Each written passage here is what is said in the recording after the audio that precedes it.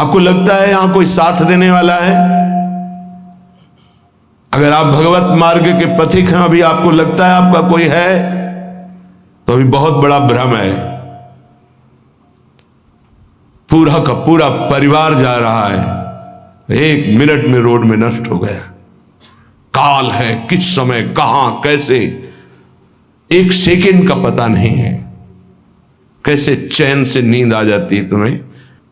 ये जो दुर्वासना के नाश की कृपा है, ये आपकी दिनचर्या है, यही सैकड़ों दुर्वासनाओं को भस्म कर देगी। तुमने खिलवाड़ समझ रखा है? चाहे गृहस्थ हो या विरक्त हो, तुम्हें जो दिनचर्या मिली है, ये दुर्वासनाओं का नाश करने के लिए श्री कृष्ण ने कृपा करके दी है गुरुजनों के द्वारा। इसको खिलवाड़ न समझो। प्रभु का प्रिय, गुरु का प्रिय वही होता है जो दिनचर्या में मिनट भर विलंब नहीं करता। ये गुरु कृपा है कि आपको डांट लगती है, आपको वचन सुनने को मिलते हैं, आप उसको स्वीकार कीजिए। ये मन की, ये दुर्वासना की वृत्ति को हटाइए। सुविधा भोगी बनने वाला कभी सच्चिदानंद का साक्षात्कार नहीं कर सकता। जानबूझ करके सुविधाओं का त्याग होता है, सुविधाओं में रहते हुए, और परमात्मा प्राप्ति की विकलता प्रकट की जाती है। समझ में नहीं आ। राग द्वेष की वृत्तियां, शरीर विलासिता की वृत्तियां, खाने पीने की वृत्तियां, सुख भोगने की वृत्तियां कितने दिन चलेंगी? मरना है, मरोगे। इस शरीर नाशवान, आज नहीं तो कल मरोगे। प्रार्थना मान लीजिए। तपलोक और महालोक, जनलोक में सब सिद्ध जन निवास कर रहे हैं, जो सृष्टि में प्रकट होते हैं और सृष्टि के बाद लय होते हैं। उनको एक बात का दुख पाया गया संतों को, कि इस महान मानव देह में आकर के भी तुम भगवत प्राप्ति से वंचित हो। तुम्हें नींद कैसी ऐसी आ जाती है कि तुम्हारा भजन, तुम्हारी दिनचर्या, तुम्हारा साधन पथ रुक रहा है और तुम्हें चैन से सोना आ रहा है। तुम उपासक हो। ये जीवन हमारा प्रभु के लिए अगर नहीं समझ पा रहे हो तो आखिरी बात समझ लो, कोई समझाने वाला तुम्हें नहीं है, कोई समझाने वाला नहीं। सिर्फ तुम्हें बर्बाद करने वाला मिल सकता है, समझा कर उठाने वाला हरि या हरि का पार्षद मिल सकता है, और नहीं मिल सकता। तुमसे मित्रता करके तुम्हारी वासनाओं को बढ़ाकर तुम्हारे चित्त को विक्षेप में भर देना, ये संसार के हर व्यक्ति वस्तु स्थान का प्रभाव है। तुम्हार सेवक असुरारी 2 ही केवल बचा सकते हैं, भगवान और भगवान के भक्त। उनकी हर चेष्टा तुम्हारे चित्त को भगवदाकार बनाने के लिए है। कृष्ण कृपा का सीधा फल है साधु संग। हरिराम व्यास जी, गोस्वामी तुलसीदास जी, बड़े बड़े महापुरुष कहते कोई फर्क नहीं। कैसे मनुष्य शरीर को तुमने प्राप्त करके नाश करने की ठान ली है कि हम जो मन आएगा सो करेंगे। यहां बैठने मात्र से भगवत प्राप्ति है। क्यों? यहां खास बात, श्रीधाम वृंदावन यमुना का पावन पुलिन, और कोई मिनट ऐसा नहीं जहां यहां भगवत चर्चा ना हो रही हो, भगवत गुणगान ना हो रहा हो, भगवत नाम कीर्तन ना हो रहा हो। नाम कीर्तन चलता है, वाणी कीर्तन चलता है, गुण कीर्तन चलता है। दूसरी बात, हमारी दृष्टि रहती है, हमारी प्रियजू की दृष्टि रहती है कि ये जन विराजमान है। एक दिनचर्या है, एक समय है। माकृष्य सर्वतीदम शुभलेन कृष्ण, हे कृष्ण मेरी इन दुर्वासनाओं को नष्ट कर दो। फिर प्रार्थना करता हूं सब उपासक उपासिकाओं से, गृहस्थ विरक्तों से, यदि आप हमारी श्री जी से जुड़े हैं तो आज्ञा पर ध्यान दीजिए। अगर आज्ञा पर ध्यान नहीं देते तो माया तुम पर ध्यान रख देगी, और उसके ध्यान रखने का मतलब है बैठे बैठे जलोगे, जैसे अंगार पर जला जाता है ऐसे जलोगे। दुर्वासना तुम्हें जला देगी, तुम्हें पता नहीं है। जब अपनी जीवनी शक्ति प्रभु की तरफ लगती है तो हरि गुरु को शीतलता प्राप्त होती है, वो प्रसन्न होते हैं। जब अपनापन करके तुम्हारी जीवनी शक्ति व्यर्थ नष्ट होती है तब जलन होती है उस अपनेपन के कारण कि तुम समझ नहीं पा रहे हो। ये आज का अभ्यास तुम्हारे लिए कल काल बन जाएगा, गलत अभ्यास तुम्हारे लिए कल ये प्रमाद बन जाएगा। प्रमाद ही मृत्यु है, शास्त्रों में वर्णन है। जो अप्रमादी है, प्रमाद रहित है, वही भगवत तत्व को जो भगवत तत्व को प्राप्त कर लेता वही निर्विकार स्थिति में परमानंद में डूबता है। माना हम लड़खड़ा रहे हैं लेकिन चल रहे हैं अपने रास्ते पे, रास्ता ही नहीं। उपासक को इस बात पर सदैव सावधान रहना पड़ेगा। अगर हम अपनी इच्छाओं का मर्दन नहीं कर सके, अपने गुरु की आज्ञा पर नहीं चल सके, अपने शास्त्र आज्ञा पर नहीं चल सके, तो मुझे लगता है कि आगे चल करके आपका जीवन बड़ा संकटपूर्ण रहेगा। संकटपूर्ण, ये विकार आपको रौंद देंगे। इसीलिए विचलित होते हैं कि आप लोग इतने बलवान बने कि आक्रमण कब हो जाए, कहां किस वासना का, आप उससे लड़ना जाने। आपके अंदर युक्तियां होनी चाहिए। आप हमारे भगवत पार्षद हैं, श्री जी के जन हैं, आपके अंदर युक्ति होनी चाहिए। गुरु की प्रकट उपस्थिति में युक्तियों की, कलाओं की आपके अंदर वृत्तियां जानी चाहिए कि कभी किसी विकार का आक्रमण हो तो कैसे बचा जाता है, कैसे हमारे को इस माया पर विजय प्राप्त करना है, कैसे विषम परिस्थितियों में अपने चित्त को डूबने ना पाए बचाया जाए। यह संतों से सीखा जाता है। कैसी पार्थिव दृष्टि है कि शरीर सुख के लिए सोना, जागना, खाना, पीना, बस यही हम सुख मानते हैं। नहीं भाई, ये सुख तो बहुत जन्म भोग लिए। इस जन्म में एक नियत समय रखिए, एक अल्पाहार की सीमा रखिए, एक भोजन का समय रखिए, एक अपनी दिनचर्या का समय होना चाहिए। ये नहीं आज मनाया 2 बजे पा लिया, फिर मनाया 5 बजे पा लिया, मनाया 3 बजे से 8 बजे रात्रि तक सो रहे, 8 बजे से 4 बजे तक जग रहे। ऐसी दिनचर्या नहीं होती, कभी ऐसी नहीं। दिन बाई चांस कभी कोई सेवा में समय लग गया हो, बात अलग है। ऐसी दिनचर्या नहीं होती।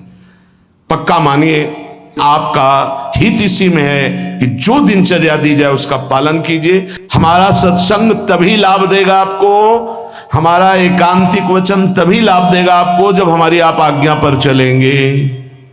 जैसी दिनचर्या बना दी है, ये दिनचर्या जानते हो, बड़े बड़े सिद्ध महापुरुष इसी से हुई दिनचर्या से। 1 मिनट का अंतराय कभी जीवन में नहीं पड़ने दिया अपनी दिनचर्या। वही परिपक्व अवस्था। 12 वर्ष एक दिनचर्या कर लीजिए, आप देखिए आपका क्या स्वभाव बनता है। यहां 20-20 वर्ष, 25-25 वर्ष व्यतीत हो जा रहे हैं, कोई दिव्यता नहीं आ रही। कारण क्या है? खो रहे हैं जीवन को, खो रहे हैं। बिल्कुल कई बार हम चिल्ला चिल्ला कर कहते हैं कि आप समझिए, ये जो दिनचर्या है ये भगवान का स्वरूप है। जो गुरु प्रदत्त दिनचर्या है वही तुम्हें ब्रह्मबोध कराएगी, वही भगवत प्रेम कराएगी। नहीं, ये वासना बहुत बलवान है। पता नहीं चलता कि हम निर्वासनिक हो गए कि वासना युक्त है। एक योगी जी आए थे महान, वो अभी गए हैं तप के लिए, वो जहां बर्फ के भगवान का स्वरूप, हाँ अमरनाथ शायद ऐसे हो गए हैं। वो बोल रहे थे कि ये क्या है कि इतनी साधना पर भी वासना, क्या ये प्रारब्ध है? प्रारब्ध से वासना भोग उपस्थित कर सकती, क्रिया नहीं। क्रिया उपासक स्वयं छूट दे करके करता है। कोई भी भोग सामग्री प्रारब्ध से, विश्व की भोग सामग्री आ सकती है पूर्व प्रारब्ध से, लेकिन उसका संयोग आपके अविवेक और विवेक के ऊपर टिका हुआ है। अविवेकी हो तो संयोग करोगे, विवेकी हो तो बचा लो, नहीं तो प्रारब्ध भोगते भोगते पशुता आ जाएगी, दैवी संपत्ति नहीं आएगी। प्रारब्ध का आना हो सकता है, लेकिन प्रारब्ध हमको उस भोग में लिप्त कर दे, ये अज्ञान हो सकता है। ये प्रारब्ध नहीं है कि आप मनमानी आचरण करते रहें। आप मनमानी, कितना दुलार किया जाएगा, कब तक दुलार किया जाएगा? भगवान इतना दुलार करके मानव देह दिए, कहते भगवान कहाँ है? कैसी विचित्र भगवान की माया है। गोस्वामी श्री तुलसीदास जी महाराज कहते हैं, तू तो पछितई है मन में जी हाथ। अभी समय है, समय है। सबसे बड़ा पछतावा क्या? भगवान का साक्षात्कार नहीं हुआ और शरीर छूट रहा है। ऐसे साक्षात्कार होगा? केवल भगवदाकार वृत्ति से भगवत साक्षात्कार होता है, उसी के लिए सारा प्रयास है। सबसे बड़ा डर क्या? प्रभु का नाम ना छूट जाए, सबसे बड़ा डर। जिसने इस बात को समझ लिया वो जीत गया। सबसे बड़ा पछतावा क्या, बिना प्रभु से मिले जा रहे हैं, यहां से मृत्यु लेख से बिना भगवत साक्षात्कार किए जा रहे, बड़ा पछतावा। सबसे बड़ी भयंकर डरावनी बात है कि प्रभु को भूल गए। का हनुमंत विपत्ति प्रभु सोई, ये दो बातें कभी जीवन में चिंतन किया इनका? एक सेकंड के लिए भगवत विस्मरण भी बर्दाश्त नहीं। सबसे बड़ी हानि, सबसे बड़ी विपत्ति, सबसे बड़ा भय भगवत विस्मरण हो जाना, और बड़ा पछतावा कि जा रहे हैं लेकिन प्रभु से आंख नहीं मिला पाए, जीवन व्यर्थ चला गया। सबसे बड़ा मन पचितई है अवसर बीते, दुर्लभ देह पाए हरिपद भज, करम बचन अरु जीते। ए सुत बनितादि जान स्वार्थ रत, ना करुणे सबीते, अंत ही तो ही तजेंगे पामर, तू न तजय बहीते। जानते भी नहीं हो कि पुत्र कौन बना है, पुत्री कौन बना है, पत्नी कौन बना है, पति कौन बना है। ये बस 40, 50, 60 वर्ष का संयोग, इसके बाद कितना है 40, 50, 60 वर्ष। ब्रह्मलोक में एक सुई लेकर कमल के दल को छेद दो, यहां 1 वर्ष हो गया। अगर 60 बार वहां से छेद दिया तो पूरा जीवन चला गया। कितना समय है। ऐसे ब्रह्मा भी जिससे भयभीत रहते हो, काल चक्र भगवान का है। ऐसे भगवान की प्राप्ति नहीं की तो भटकते रहोगे अनंत योनियों में। तो तू पछितई है मन मींजी हाथ, ये प्रक्रिया होती है, पूरा जीवन व्यर्थ चला गया।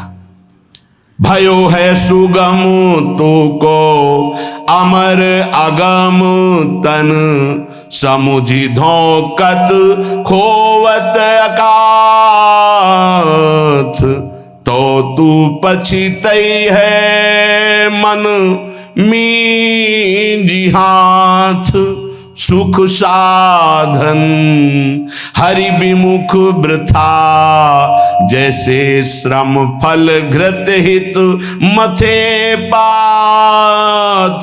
यह विचारी तजी कुपथ कुसंगति, चलि सुपंथ मिली भले साथ। तो तू पछितई है मन मींजी हाथ। ऐ मन, तू पछताएगा बाद में, हाथ मसलेगा, तेरे कुछ कब्जे में नहीं आएगा, हाथ में नहीं आएगा। तुझे देवताओं को लिए भी दुर्लभ मानव देह मिली। भयो है सुगम तो को अमर अगम तन, अमर कहते देवताओं को, देवताओं से भी श्रेष्ठ तेरे को मानव देह मिली। समुझ धोकत खोवत अकाथ, और ये मानव देह मिली थी भगवत प्राप्ति के लिए। क्या समझ करके तूने भगवत विमुख जीवन व्यतीत करने का निश्चय कर लिया? क्या तुझे मिलेगा? कौन सा कार्य तेरा बन जाएगा? रोज आयु क्षीण हो रही है, लोग जन्मदिन मना रहे हैं, आज बर्थडे, तुम्हें पता नहीं 365 दिन मिट्टी में मिल गए। अगली श्वास है कि नहीं है कोई भरोसा नहीं। न नाम कीर्तन, न भजन, न भगवत चिंतन, और 1 वर्ष व्यतीत हो गए, न भगवत साक्षात्कार हुआ।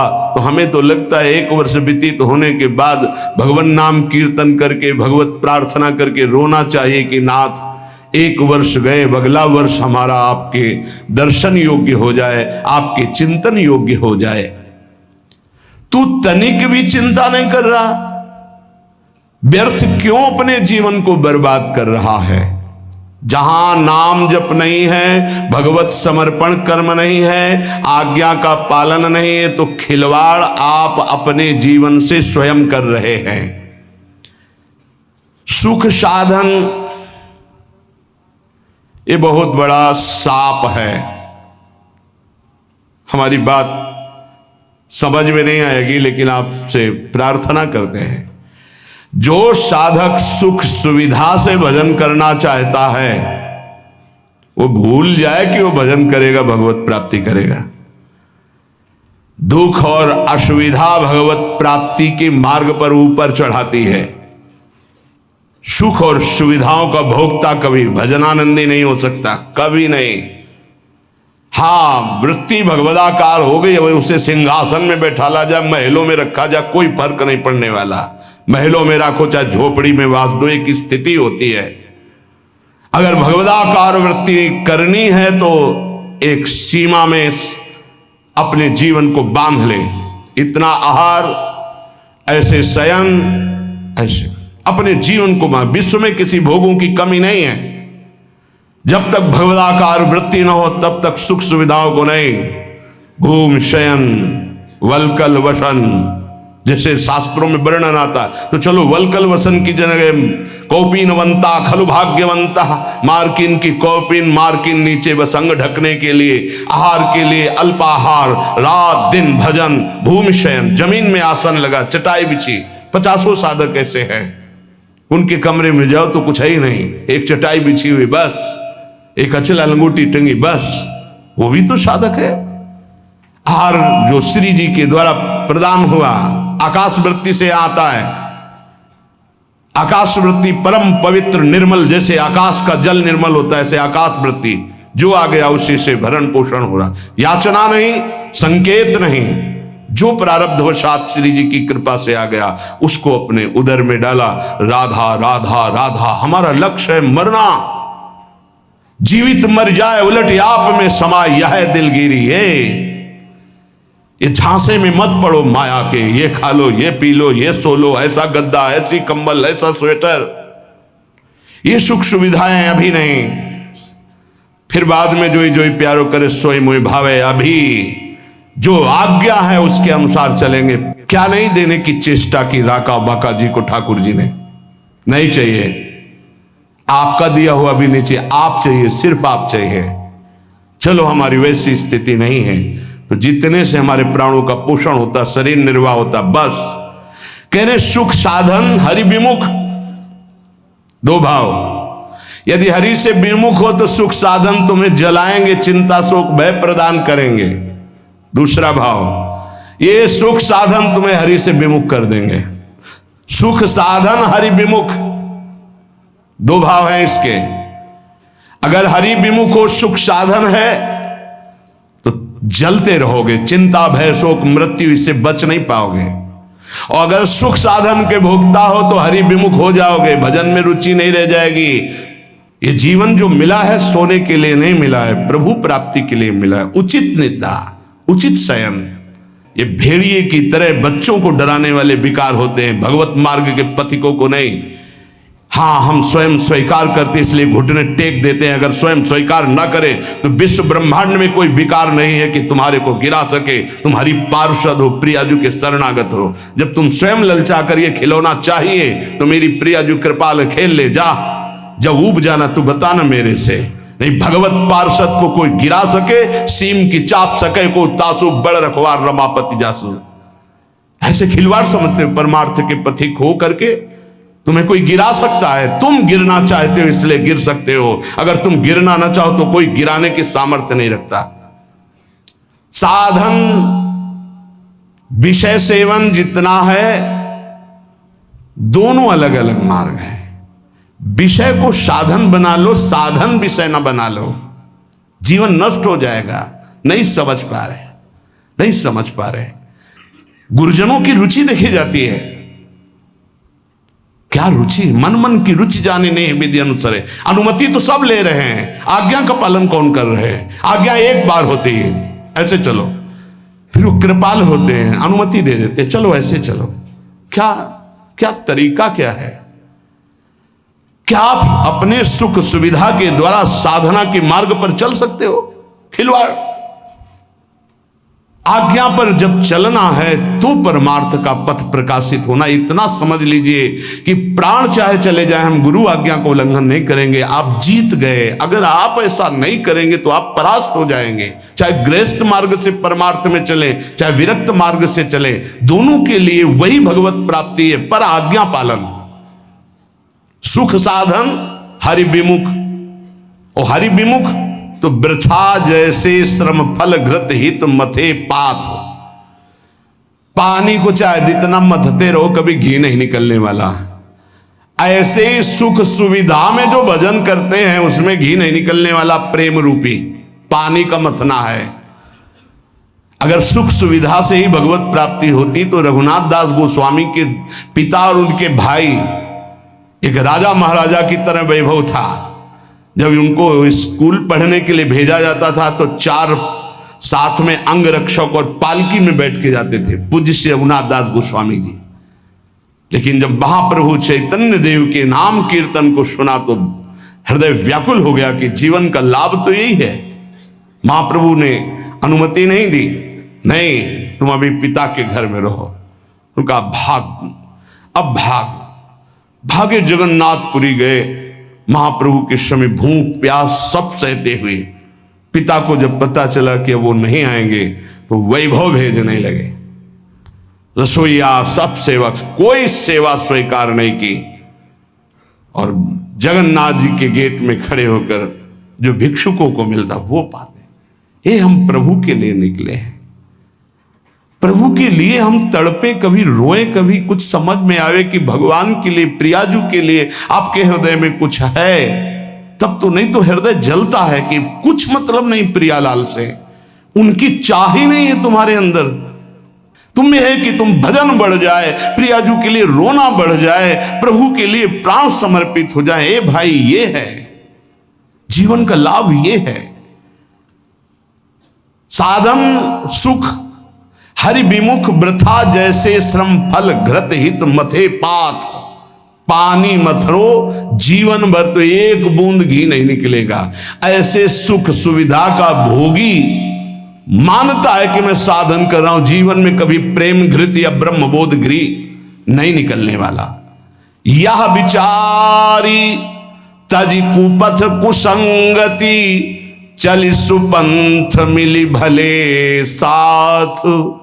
ऐसा विचार करके ये सुख सुविधा का भोग करना कुपंथ का मार्ग है, ये कुसंगति है। मन हमारा जिसमें राजी हो जाएगा तो हमें ठीक नहीं, हमें राजी नहीं करना। ये जब राजी नहीं होगा भोगों में तब प्रभु की तरफ बढ़ेगा, तब ये चिल्ला चिल्ला कर रोएगा, नाथ अब स्वीकार कर लो, मेरा कोई नहीं, मैं कुछ भी नहीं, अब स्वीकार कर लो प्रभु। हारे को हरि नाम, अपबल तपबल और बाहुबल, चौथो बल है दाम। जब सब जगह से हट जाता है तब हारे को हरि नाम। हार गए हम, पर यहां सुख सुविधा का भोग सोचते हैं कि इससे भगवत प्राप्ति हो जाएगी। यह विचारी तजी कुपथ कुसंगति, बलिहारी है उनको। अर्थ का बल होता है बैंक बैलेंस का, भगवान का भरोसा नहीं रहता, बैंक बैलेंस का भरोसा रहता है। भगवान का भरोसा नहीं रहता, परिवार का भरोसा रहता है। भगवान का भरोसा नहीं रहता, अपनी बुद्धिमानी का भरोसा होता है।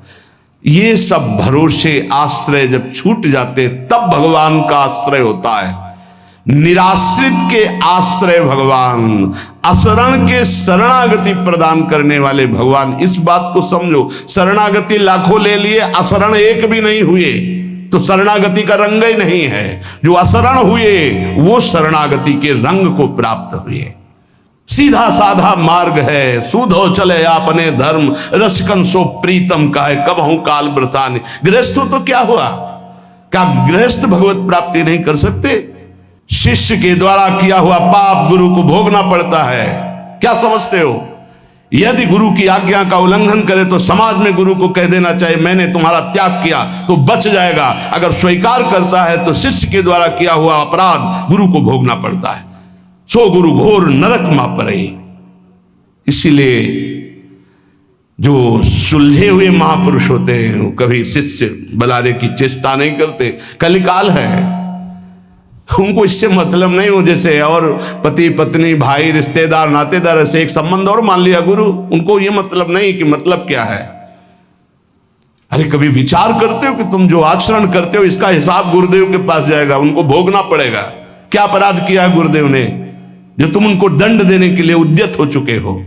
यह विचारी तज कुपथ कुसंगति चल सुपंथ मिली भले साथ। भले कौन है? राधा वल्लभ भजत भज भली भली सब होए। जो राधा वल्लभ प्रिया प्रीतम श्यामा श्याम हरि का भजन करते हैं भले हैं। इन्हीं भले का संग करो। अपने मन का जो कुपंथ में चलाने वाला है, ऐसे व्यक्ति का जो कुपंथ में चलाने वाला है, ऐसा संग त्याग दे। अंदर और बाहर दोनों कुसंग होता है। यह विचारि तज कुपथ कुसंगति, चल सुपंथ मिली भले साथ, नहीं तो तू पछतई है मनु मींज हाथ, बाद में तुझे पछताना पड़ेगा। संसारी पुरुष का लक्षण है वो शरीर संबंधी भोग, शरीर संबंधी रिश्ते नाते, इन्हीं के चिंतन और विलास में अपना समय नष्ट करता है। उपासक का लक्षण है एक क्षण भी भगवदाकार वृत्ति से हटकर संसार का चिंतन न होने देना। संसार की तो बात जाने दो, अन्य साधनों में भी रति न होना। अपने आराध्य देव संबंधी उपासना के जो अंग हैं, नाम जप, नाम कीर्तन, वाणी गायन, वाणी श्रवण, श्रीअंग सेवा, समाज की भगवत भाव से सेवा, लीला चिंतन, ये हमारी उपासना का स्वरूप है। इसी से हमें भावदेह की प्राप्ति होती है। जब अभ्यास के द्वारा इन भक्ति के प्रेम लक्षणा, भक्ति का जो विशेष स्वरूप है उज्ज्वल प्रेम रस, इसी से प्राप्त होता है। जो उपासक अन्य साधनाओं की तरफ वृत्ति ले जाता है, राई के समचलत ही होत और की ओर, थोड़ा राई बहुत छोटा दाना होता है, अगर थोड़ा भी साधन में मिलावट हो जाए तो उपासना के उपास्य देव के रस में बाधा खड़ी हो जाएगी। ये उपासक बहुत ध्यान से समझ ले। अपनी उपासना जो गुरुदेव के द्वारा प्राप्त हुई है, राई भर भी यदि कोई मिलावट हो गई तो उपासना बाधित हो जाएगी। अब या में मिलौनी मिले न कछु, जब खेलत रास सदा बन में। यदि वृंदावन का आश्रय है, वास है, उपासना है, तो या में मिलौनी मिले न कछु, इसमें मिलौनी नहीं मिलनी चाहिए।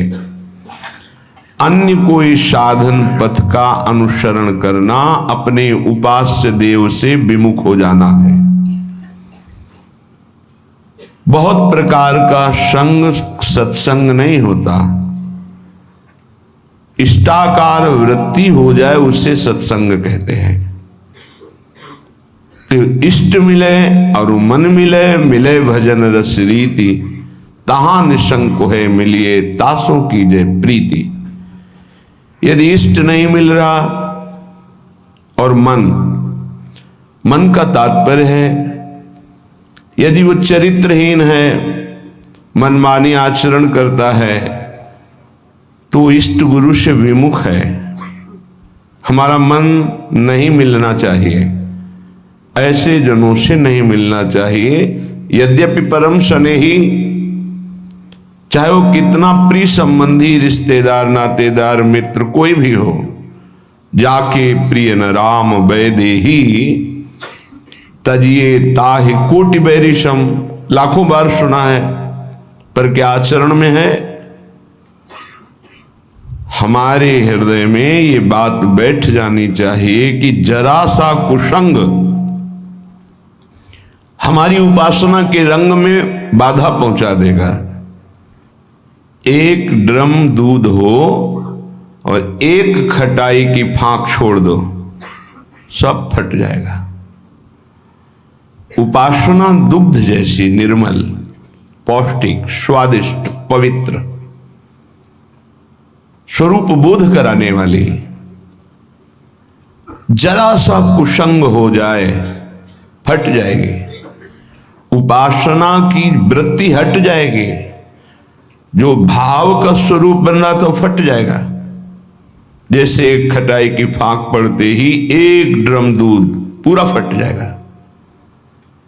ऐसे कपट व्यवहार करने वाले, ऐसे भगवद विमुख आचरण करने वाले कुसंगी जनों को मन कभी नहीं देना चाहिए। अगर हम मन देंगे तो हमारा मन उपासना से हट जाएगा। साधना की बड़ी सूक्ष्म वृत्ति होती है। कभी कभी मन प्रभु में नहीं लगता तो उपासक को उबने की जरूरत नहीं है, धैर्य की जरूरत है उस समय कि उसका मन किसी विषय में विषयाकार ना होने लगे। किसी व्यक्ति के संग की लालसा हो जाए कि अब भजन में मन नहीं लगता, चलो उसके पास बैठते हैं, तो वो गुण दोष से युक्त अंतःकरण वाला गुण दोष का वर्णन करके हमारे हृदय में राग द्वेष की वृत्ति को पुष्ट करेगा। कोई रागात्मक बात करेगा या द्वेषात्मक बात करेगा। इसलिए गाहे न दूजी चाल। अगर हमारा भजन नहीं हो रहा तो हमको शांत गंभीर रहना है। कोई ऐसा कुसंग न हो जाए वृत्ति का, व्यक्ति का, कि ये भजन ना होने की वृत्ति लंबी खिंच जाए। अगर आप गंभीर रहे, धैर्यवान रहे तो भजन चल पड़ेगा। कभी थोड़ा भजन होता है, कभी बहुत भजन में मन लगता है, पर धैर्य नहीं छोड़ना चाहिए। दूसरी बात स्वीकार नहीं करनी चाहिए उपासक को। कोई ऐसा नहीं है जो हमारी वृत्ति को बदल सके।